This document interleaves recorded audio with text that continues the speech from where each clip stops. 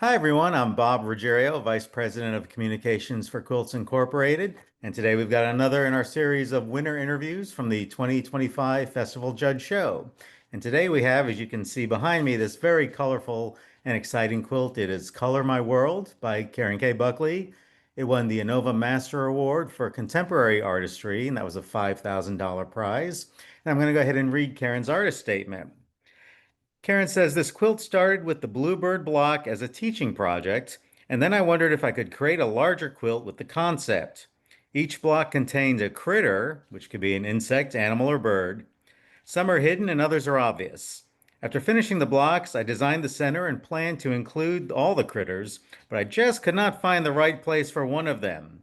Can you figure out which one is missing from the center?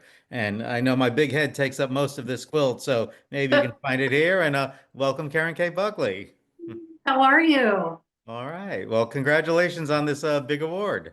Thank you. Honored, truly honored. So tell us a little bit about how you got the background for the inspiration for the design to start with. Well, you mentioned it started with, and I hung the block behind me so it would kind of show a little bit how this started. But Mhm. I designed this block. I know this is weird. I don't have deep stories. I'm not that kind of person. I love to make quilts and I like to design and I like to play. And I'm a play on paper with a pencil and an eraser kind of person still. I'm an old person, so that's what I still do. And I designed this block that's behind me and I named it Bluebird of Happiness. And you can see it behind your head as well. But that it's off to the side, so it's good. But my goal was a little weird, I guess. I just drew a square, and my thought was, can I fill this with applique? I mean, fill it, but still have it make sense. Like, to what can I put in there? So when I designed this for a class, I thought after it was done, and this is the piece behind me, was quilted, had my class sample when I went to teach. I started thinking, could I actually do an entire quilt with this concept, but putting a different critter in every block and attempting to introduce new elements in every block. Could be some, I allow myself to repeat like some elements, like a two-pointed leaf shape, but Mhm. I was really striving to create some different flowers and different leaves and that kind of thing to fill each one. And then the idea was I designed one block at a time. And I did not remember this. I had to go back and look it up. And I started the first block for this project in 2016. Oh, wow. And I was still teaching and traveling a lot. So, I jumped in and appliqued when I could.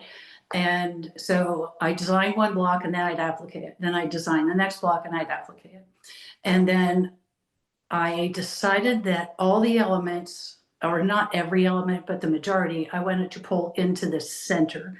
So I drew my big square on paper and then just started drawing because I already had shapes existed.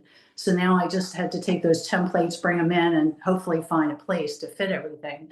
But that doggone salamander or gecko, whatever you want to call him, he just didn't want to go in there. So he's all by himself on a bottom block.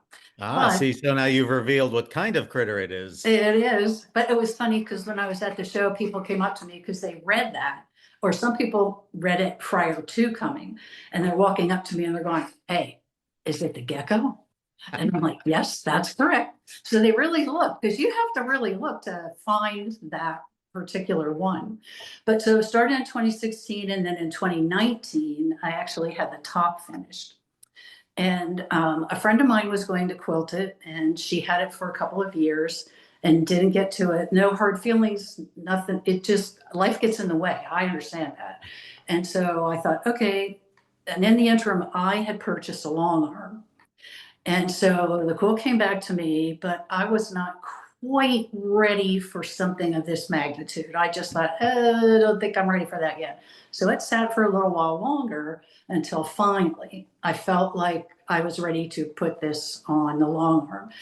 And the thing I thought was cool was that, and I know how this works, so it's a coincidence, but that Innova was the sponsor, and that is the machine that I machine that I long arm quilted this on. Ah, I'm sure Innova loves to hear that. I'm sure they did. I would too if I were them.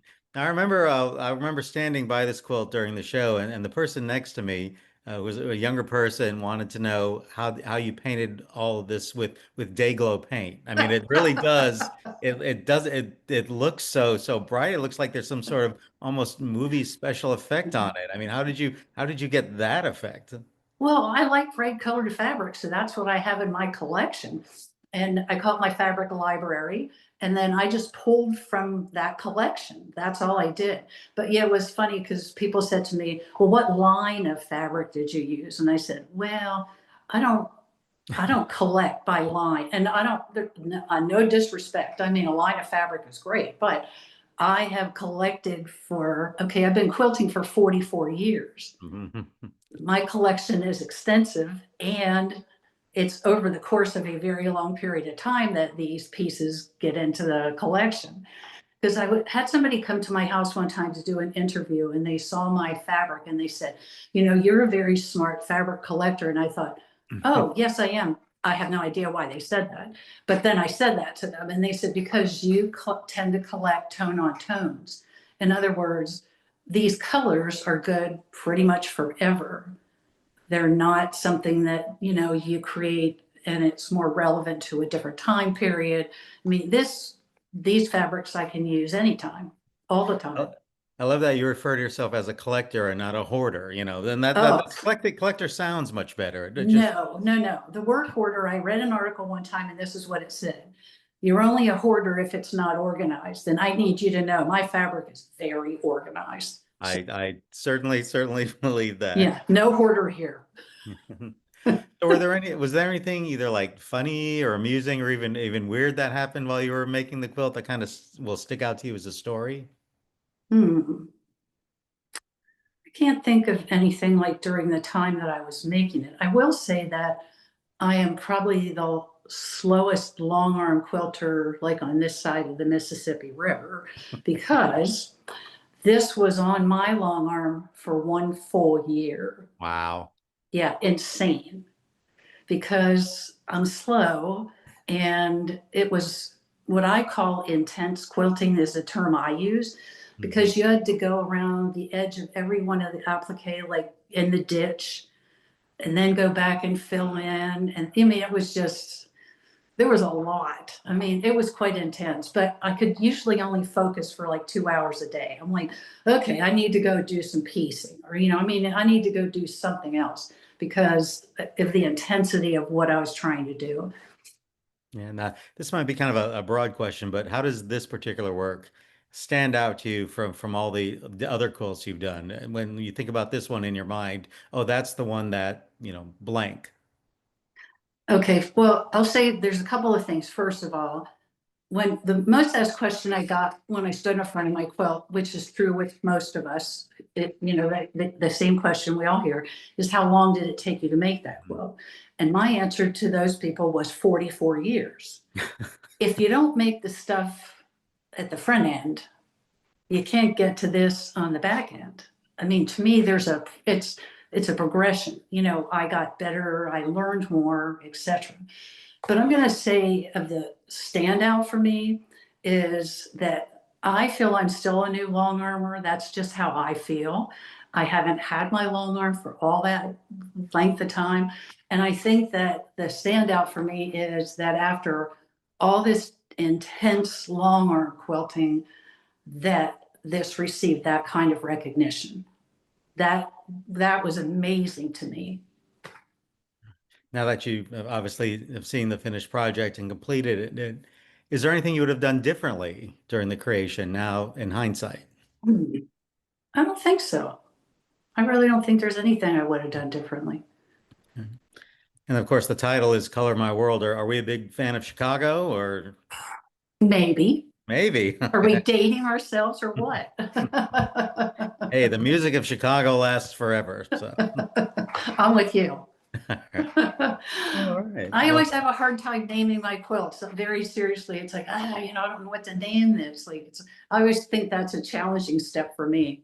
well, maybe the next one will be Born to be Wild or something like that. Yeah, I or don't know. maybe like an Eagles song, like, something Take like it to that. the limit. There you There go. you go. All right. Well, Karen, thank you so much for taking out the time today. So, tell our viewers what you're up to now, or where people can find out more about you and your work.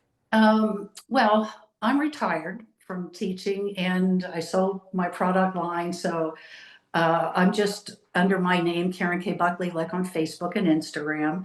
And what I'm working on, I have two things kind of in process. One is a quilt that my girlfriend, I let her select the project, and I told her that's never happening again, because it was a little more challenging than, I'm like, yeah, you're not picking anymore. But my guild has a fundraiser that they do quilt bingo, and the quilts are auctioned as part of the bingo. And I'm working on that. And then this, I thought for me was hilarious because I'm doing, and I took this with me to start when I was at the show in Houston. And when I just went into veg at, in the hotel for a couple of hours or in the evenings, but it's English paper piecing, like a grandmother's flower garden, a little bit of a modern take on this, but I was laughing because, and hopefully you'll have the name. The quilt that won one of the top prizes was the beautiful quilt made with hexagons, and I believe the maker was from Japan. I Do you think know? that would be a Poco a Poco. Okay, but so the size of her hexagons, in that quilt, she had 30,000 hexagons. Right, right. I'm gonna have like around 300 big giant sized ones by the time I'm done. So it made me laugh when I saw hers. I'm like, phew, I mean, I know the hand stitching I'm doing just to put this project together. I thought I can't even imagine how much hand stitching time she had in that, but it was stunning. I mean, it was fun to see what you could do. Well, if that next quilt takes you another 44 years, we'll still be around. So, Karen, thank you so much for taking out the time today. Once again, the quilt is Color My World. It won the Innova Master Award for Contemporary Artistry at the Festival Judge Show this year. So, thank you for taking out the time, Karen. Thank you.